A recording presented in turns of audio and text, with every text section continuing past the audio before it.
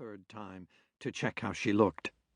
A lot had changed with her since she'd transferred to the John Jay College of Criminal Justice at the beginning of her sophomore year. John Jay was a buttoned-down place.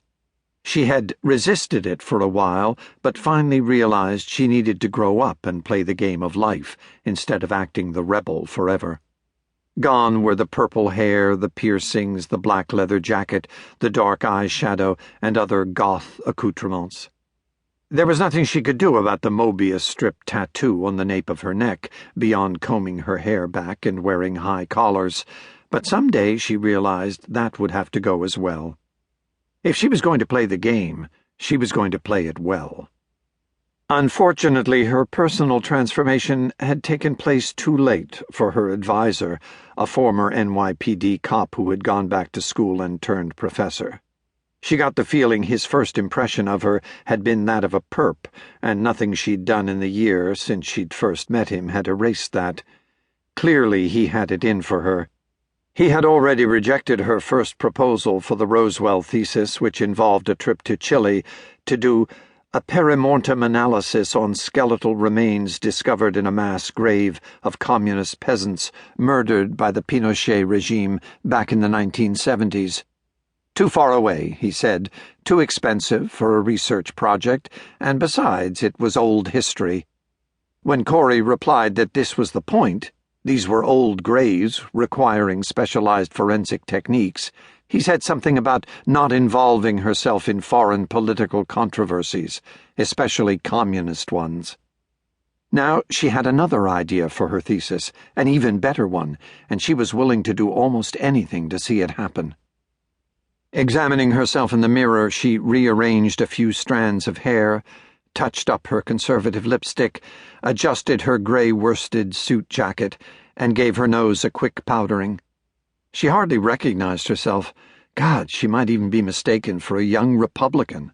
So much the better. She exited the ladies' room and walked briskly down the hall, her conservative pumps clicking professionally against the hard linoleum. Her advisor's door was shut, as usual, and she gave it a brisk, self-confident rap. A voice inside said, "Come in." She entered. The office was, as always, neat as a pin, the books and journals all lined up flush with the edges of the bookshelves, the comfortable masculine leather furniture providing a cozy air. Professor Greg Carbone sat behind his large desk, its acreage of burnished mahogany unbroken by books, papers, family photographs, or knickknacks. "Good morning, Corrie," Carbone said, raising and buttoning his blue serge suit. "Please sit down." "Thank you, Professor." She knew he liked to be called that. Woe to the student who called him Mr., or worse, Greg. He settled back down as she did.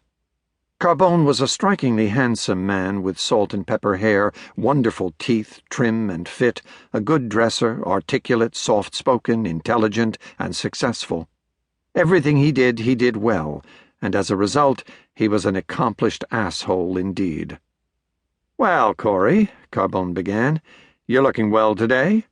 "Thank you, Dr. Carbone." "I'm excited to hear about your new idea."